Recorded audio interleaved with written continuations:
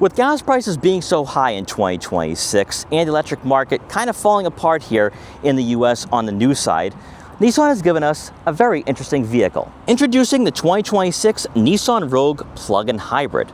Now, if you're scratching your head, you're probably saying, well, wait a minute, this is a Mitsubishi Outlander, and you're not wrong. It has the same design. The only difference here, it's wearing the Nissan badge. Well, this might be one of the first full circle moments in the automotive industry because this crossover right here is built on a Nissan Rogue platform. It got a different design from Mitsubishi, and here we are a couple of years later, and it's once again wearing a Nissan badge. Well, in today's video, we're going to check out what this crossover has to offer us. We're going to check out the exterior, the interior, take it out for a quick test drive, and see why if you're looking at buying a plug-in hybrid right now, you want something that's fun but also economical, well, maybe taking a look at the 2026 Nissan Rogue plug-in hybrid might be a great decision. Now, before we get in this video, I want to give a huge shout and thank you to Nissan of Merrimack Valley here in Chelmsford, Massachusetts for letting come down here to check out the Nissan Rogue plug-in hybrid. Their link will be in the description below, so you can check out their extensive Nissan inventory. So as always, let's begin with that pricing. For the 2026 Nissan Rogue plug-in hybrid we're taking a look at today, this is the Platinum, one of two trims with this new variant, coming in below $50,000. Now, I know a number of you are going to have questions, the first being the price tag. At $50,000, what am I getting here, aside from the fact that it is a rebadged Mitsubishi Outlander? I better be getting a luxury experience. Well, we'll find out when we check out the interior. But then also another question, why would I go to a Nissan dealership when I could just buy a Mitsubishi Outlander? Another valid question. Really, for Nissan, this is a way to bridge that gap between where they are today and where they want to go tomorrow. They want to offer hybrids and plug-in hybrids, and seeing as though Americans are moving in that direction, Nissan has to be competitive, but they also need a hybrid powertrain that is fit for public consumption, and that just isn't happening right now in 2026. As we take a look at the exterior of this vehicle, I think it looks fantastic. I've always liked the Mitsubishi Outlander. It's just, it wore the wrong badge, right? People don't like the Mitsubishi emblem anymore, and for good reason. Mitsubishi has lost their way. With a Nissan badge, though, in some ways, as you make your way up front, it kind of looks like a compact crossover version of the Nissan Murano. So it fits right in almost immediately. It does not stick out like a sore thumb. Up front, you are going to receive LED headlights and LED daytime running lights for better visibility at night or in adverse weather conditions. Also, LED fog lights as well. Very nice here. Making our way to the center portion of the front fascia, fits right in with the Nissan product line. You have the chrome accents right here with the shield effect grille and the Nissan emblem right there. Then for the lower portion of the front bumper, here we have some more vents making its way to cool off that 2.4 liter four-cylinder engine, and not a lot of cladding up front, which I really do like here out of this crossover. Making our way over to the side profile, which I do think is an interesting choice from Nissan, maybe even Mitsubishi as well, you are going to be sitting on 20-inch gloss black alloy wheels. Now, the 20 shouldn't be too much of a problem here with this being a plug-in hybrid. Usually electrified vehicles tend to handle the bumps very well. Also, we will find out about that interior insulation with the 20s. Some people might not like larger wheel sizes and designs, but this might actually work here for the Nissan Rogue plug-in hybrid. But as you can tell, though, everything's a bit more darked out. It's a bit more lower profile. I don't think Nissan really wants to draw a lot of attention to themselves with this model, since it really isn't one of their own products. But I do think, though, that this blacked out design does look really sleek and sinister. For those side mirror caps, you are going to have turn signal indicators to go along with blind spot detection for added safety. And above, you are going to have some subtle roof rails, and as you can tell, we have that panoramic moonroof. Making our way around to the back here, nothing really new to report or talk about, outside the fact you have the Nissan badge here instead of Mitsubishi, and obviously the Rogue plug-in hybrid and Platinum. Then you have your LED taillights as well. Then for the lower portion of the rear bumper, with this being a plug-in hybrid, no visible exhaust outlet. So a nice clean look here to this crossover. But I will say, though, design-wise, this falls right in line with other Nissan products, so it isn't too much of a shakeup here to offer this in the product line. Powering this Nissan Rogue plug-in hybrid is going to be a Mitsubishi 2.4 liter four-cylinder engine and two electric motors, to produce a total of 248 horsepower and 332 pound-feet of torque, and it will be paired with a CVT. I know, a little disappointing there when it comes to the transmission.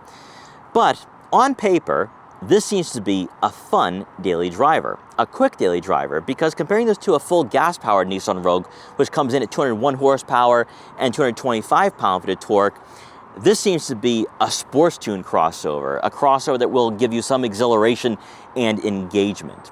But you got to remember too, it's all about that efficiency, because with this being a plug-in hybrid, you have full electric range coming in at 38 miles. So hypothetically, you could go to work and just use the electric motors and not worry about that gas. And right now in 2026, I think that's really, really important here. Now, with the Nissan Rogue plug-in hybrid, all-wheel drive does come standard for better year-end capability and versatility.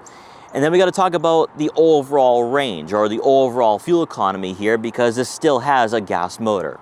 And with the gas motor, you have a combined average of right around 26 miles per gallon.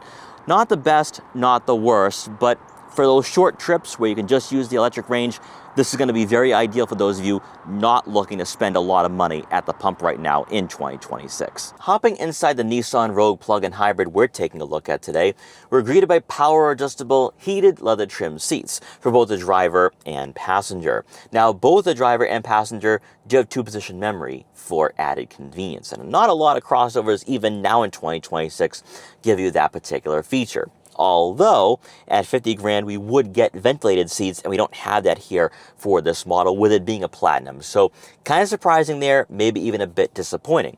But making up for that is the comfort for these seats. And I just want to say this because this is not going to be an indictment on Nissan whatsoever, because Nissan does do a very good job with their plushness and support out of their seats, especially for the Rogue. But because this is a Mitsubishi Outlander, essentially, these seats are aggressive, but also extremely comfortable. You have lumbar support to go along with the power adjustability, and the bolstering is nice and firm. It will keep you secure and in place. And I love the quilted leather. It's a nice touch here for a crossover coming in at 50 grand. And that extends to the door panels too. So you are gonna have some soft touch materials here throughout the interior of this crossover, and it makes it feel as though it's an entry-level luxury vehicle. Now, I think I noted that with the Mitsubishi Outlander review I did probably 3 or 4 years ago, and that's why I actually think this model could do very well, especially for those of you looking to extend your range just a bit more, and you are conscious when it comes to the efficiency of vehicles right now in 2026. Now, in front of you is going to be this leather-wrapped steering wheel, which is heated, by the way. It's aggressive, and that gives you this sportier nature to this particular vehicle. And we'll find out during the test drive if that's going to be the case, if that translates to the on-road driving experience. Also found on the steering wheel is going to be similar buttons to the current generation Nissan Rogue. And with those similar buttons is similar technology with that full digital gauge cluster. So if you are making that switch from a Nissan Rogue and you want to get a plug-in hybrid, there is no learning curve whatsoever here. So you'll be able to scroll through your home layout, your information, of course your tire pressure monitoring system, your navigation, your radio, then vehicle settings and safety systems as well. Also with this model, we do have a head-up display, which is very easy to read, very clear. So if you don't look down at the screen, you don't have to. Now, making our way over to the infotainment system, this is where you are making some concessions here, because this is the older Nissan Rogue infotainment system and software. However, though, you are still going to have physical buttons and dials. So trade-offs, we do have trade-offs here. We also have wireless Apple CarPlay and Android Auto compatibility to go along with onboard navigation. Now, because this screen is older, it's not going to be as in-depth, not as intuitive. So if you are someone who is very tech-focused, maybe wait for Nissan to have their own hybrid model make its way into the product line. That would just be my take there. Now, you're going to have touch-sensitive icons on the screen itself, your info, audio, menu, your map display, your connectivity for your smartphone, and then vehicle settings once again. Beneath that, you have quick access icons for audio, menu, map, and camera systems. Then on both sides of the screen, the volume and tuning knobs. Great to see. So a very tactile experience here out of the Nissan Rogue plug-in hybrid. Now, with that rear backup camera, again, this is where older tech, so just keep everything in mind. We have a top view camera giving us better visibility when you are parking on safe streets or parking in a garage. And you have a rear backup camera with trajectory as well. Unfortunately, though, there is no front-facing camera. So again, at $52,000, you're making some concessions. Continuing on, beneath the head unit, you are going to find some more buttons and dials for your dual zone climate control, your AC, front and rear defrosters, fan speed, fan direction, also your heated steering wheel and heated seats. So if you like having physical buttons, you're going to find yourself very happy here with the Nissan Rogue plug-in hybrid. Beneath that, you are going to find a USB-C and USB-A outlet to go along with the 12-volt outlet and a wireless phone charging pad. For the center console itself, with this being a Nissan Rogue, nothing really changes here outside of some extra buttons for e-step and then your full EV modes, which with your EV modes, you can go with auto, EV, save, and charge. So obviously with 38 miles of range, you don't necessarily need to use the gas motor and waste fuel. Then you're going to have your traditional gear shifter here, which comes out of a regular Nissan Rogue. Electronic parking brake, auto vehicle hold, and now we have drive modes to go through. So you have power, eco, normal, tarmac, then gravel, and last is snow and mud. I highly doubt you're going to be going off-road here with this vehicle, but it's at least there for your disposal. Also, there will be a hill descent control button as well, so if you are taking on the trails, you'll have no issues here out of this crossover. Then to round out the front seating area, above will be a panoramic moonroof, which brings in a lot of natural light to the interior. Now for passengers in the second row, you're looking at right around 38 to 39 inches of legroom, which is very respectable in this class. And Nissan and Mitsubishi have done a pretty good job of making competitive crossovers when it pertains to overall practicality and giving you a vehicle that feels rather spacious for the interior. And this crossover is no exception to that rule, because first off, you have plenty of legroom where you can just spread out and relax, but also enough shoulder room where I do think you can try squeezing in a third person in the center, even with somewhat of an aggressive center hump here. Now, with this being an Outlander, essentially, you have a lower roof line, so taller passengers might be hitting their head on the headliner, so keep all of that in mind. However, with this being a Platinum, though, for the Nissan Rogue plug-in hybrid, you do get some amenities that makes this crossover feel somewhat grand and upscale. Obviously starting off with these leather trim seats, which I think are fantastic. They are so comfortable, and even for the second row will keep you in place. But also you are going to have heated outboard seats as well. So during those winter months, you can be nice and warm. You're also going to find on the center console 2 center mounted air vents to go along with a USB-C and USB-A outlet. There's also, surprisingly, a 3-pronged outlet as well, which isn't really common in this market. Then to round out the second row seating area, you are going to have a center armrest with 2 cup holders, and with the second row, it folds in a 40-20-40 split manner. And that again is not too common in this class. And then as you can tell, we are going to have the rear sunshades to block out the haters or block out that sunlight when you are going on a road trip with the family. Then to quickly address the third row, which we are not going to be using today, you're looking at right around 20 inches of legroom, which is just completely useless out of a crossover in this market. I have no idea why Mitsubishi thought it was wise to throw that in to their vehicle, but I don't even think you're going to be fitting a small kid back there. So if you do need a 3-row crossover, I would say look to the Nissan Pathfinder, even though it has a V6, and that will be drinking up that fuel, but practicality does mean a lot if you do have a growing family. Making our way around to the back one more time to take a look at the rear cargo area. With the Rogue plug-in hybrid, you are going to receive a power liftgate. And inside, behind the third row seats, you're looking at right around 13 cubic feet of room. Kind of useless, in my opinion. I don't get the logic behind that idea of throwing in a third row for Mitsubishi. But then again, they don't have a large 3-row SUV in their lineup. Maybe they just want to be competitive. So most likely, the third row seats will be folded at all times here. Now, when they are folded, you're looking at around 33.5 cubic feet of room, which would be competitive with a regular Nissan Rogue. The Subaru Forester, Subaru Outback, Volkswagen Tiguan fall short compared to a Toyota RAV4, Honda CR-V, Kia Sportage, and Hyundai Tucson. But still more than enough space if you are going on a road trip with the family.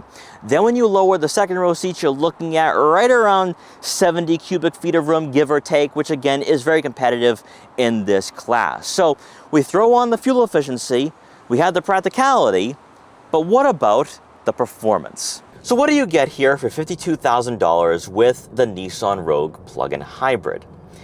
Well, let's start off with what we know so far. It's efficient, right? Close to 38 miles on a full electric charge, so that's going to help out when you're going to the pump these days in 2026. You also have good performance, close to 250 horsepower, 332 pound-feet of torque. So on paper, this seems to be like the best Nissan Rogue money can buy right now, even though the price difference between a gas-powered Rogue and this is quite substantial if you're not looking at buying a Platinum or a top trim Rogue. When you're spending close to $50,000, this is where you could say, well, I could go with a full EV, I could go with a hybrid or plug-in hybrid, and especially in this market now with Toyota going hybrid and plug-in hybrid, at $52,000, if you're looking for something a bit more fun, you go with the RAV4 GR Sport. But one thing I will give Mitsubishi credit for here with this vehicle, because that's what it is, it does feel quite nice. You know, it does feel somewhat luxurious here, and I've always liked the Mitsubishi Outlander for this generation. I think what Mitsubishi did was create a crossover that was affordable for most buyers, especially with their warranties. No brainer. But I do think, though, that with the tuning of this suspension and this platform, that's where I think Nissan does a better job. And hopefully with this being a temporary bridge for Nissan to go in the hybrid direction in a couple of years, that we'll actually see Nissan performance out of this crossover, out of this badge. Because with the Mitsubishi Outlander plug-in hybrid, you get more of a vague steering, which Nissan does a better job of giving you somewhat of an athletic, maybe a more fun experience here. And at least in tarmac mode, you do get some stiffness, but any other drive mode, it's vague, it's numb. It's not giving you any feedback whatsoever. Also with the brake pedal and the accelerator, extremely touchy, very touchy, where it will take some time to get used to for sure. Because this crossover relies heavily on the electric motors, you barely hear this 4-cylinder engine. Even though I'm not a huge fan of the CVT, it's a 1-speed essentially, so no simulated gear shifts, it's not the worst experience out there. I will say though, because of the regen braking, there's this weird like transformer sound here that you feel as though this vehicle is going to transform into an Autobot. That's one thing I don't like, so I'd probably be blasting the music here with the Bose audio system. Now, another thing too, with this plug-in hybrid, it is very well insulated. You don't hear a lot of the outside world, so a very isolating experience here being behind the wheel. Now, for those of you who are hopping in from a regular Nissan Rogue and you are interested in checking out a plug-in hybrid, you got to remember here, this is a different crossover. It's a different model. So when it pertains to your overall vision being behind the wheel and even seat positioning, it might be a little bit different. So let's go over that. When it comes to your A-pillars, they are somewhat aggressive. So when you are approaching intersections or red lights, you might have some blind spots, so take it easy. Then taking a look at your side mirrors, they're a bit smaller than the Nissan Rogue, so take a few glances there when you are changing lanes. Looking out back, there is one more thing to account for with the Nissan Rogue plug-in hybrid, and that's the third row. So an extra row, which I don't think is going to be useful whatsoever. I have no idea why Mitsubishi even did that to begin with. This is not a large crossover like the last generation Volkswagen Tiguan, so a third row is basically useless. But if you do have kids back there, that's a bit more to get in your way. However, because you have that large window in the back, you can easily see what's behind you. For seat positioning, you do sit a bit more planted to the suspension, I have to be honest here. So you don't really feel as though you're sitting on top of this crossover, but rather you're a part of it. I will say though, giving you more of an aggressive feel for the interior is this steering wheel. Very beefy, aggressive 10-2 and firm 9-3. Gets paddle shifters to adjust the regen braking. When you're going over bumps and imperfections, it handles them okay. This is not a luxury crossover, so you might be feeling the jolts here and there when you are on a road that's poorly paved like this one. Well, this is one of the first full circle moments in the automotive industry where this Mitsubishi Outlander started out as a Nissan Rogue, then got its own looks, its own design, and then makes its way into the Nissan product line as a Nissan Rogue once again. This is an interesting product. I think right now, looking at where Toyota is with their inability to fulfill orders with the Toyota RAV4, because they have had some shortages with the new generation, getting your hands on a Nissan Rogue, any Rogue really, whether it is an internal combustion or a plug-in hybrid, in some ways this might be a great deal for you. Because if you want to just hop into something efficient immediately, they're on lots now. And at $52,000, okay, this is not comparable to a Toyota RAV4 GR Sport, but the 38 miles of range on full electric power, that's a game changer. That could most certainly draw you in. And quite frankly, I think this is a very interesting addition to the product line. Even though some people are going to say this is a waste of time on Nissan's part, it is one way to get buyers into this brand that are looking for something electrified, that isn't a full EV like a Nissan Leaf, but also not as much of a gas guzzler as, say, a Nissan Pathfinder. And Nissan does have some interesting products coming down the road, so I'm curious to see where they go with this, because the Nissan Rogue is going to have a hybrid powertrain in the future, and if this is the direction that Nissan wants to go in, they'll become, I think, more competitive in this market and class. So let's get on the highway with the Nissan Rogue plug-in hybrid. I have placed it in power mode. Let's see what this crossover can do. Unfortunately, every single time I do a review here, I always get behind a slow truck or a slow vehicle. Never fails.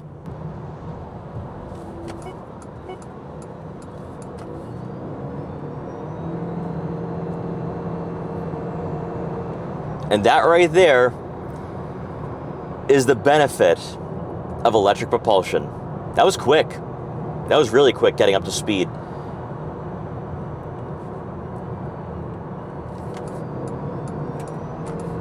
Yeah, this is where you get the 250 horsepower, 332 pound-feet of torque here.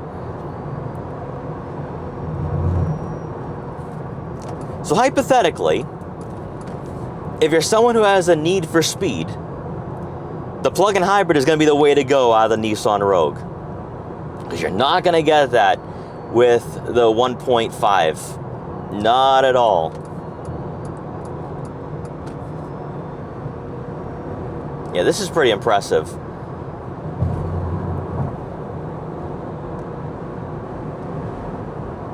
Well, this is definitely Mitsubishi tuned. And I do think that Nissan will do better with their own product. This is pretty impressive. This is pretty athletic and agile for what it is.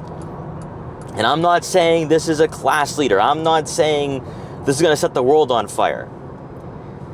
But if you're someone who is very conscious of the prices for gas right now, and you have a shorter commute to work, and you can definitely get to work within about 40 miles on a full charge, do it. Because on the back end, you get the performance out of this crossover that you're not going to find out of the full gas-powered version. So guys, let me know what you think here about the 2026 Nissan Rogue plug-in hybrid. Is this more than just being a rebadged Mitsubishi Outlander, or is this going to be a crossover that you are going to be heavily invested in right now with gas prices being so high? Let me know in the comment section below. But guys, once again, thanks so much for watching. Take care, and I will see you guys next time.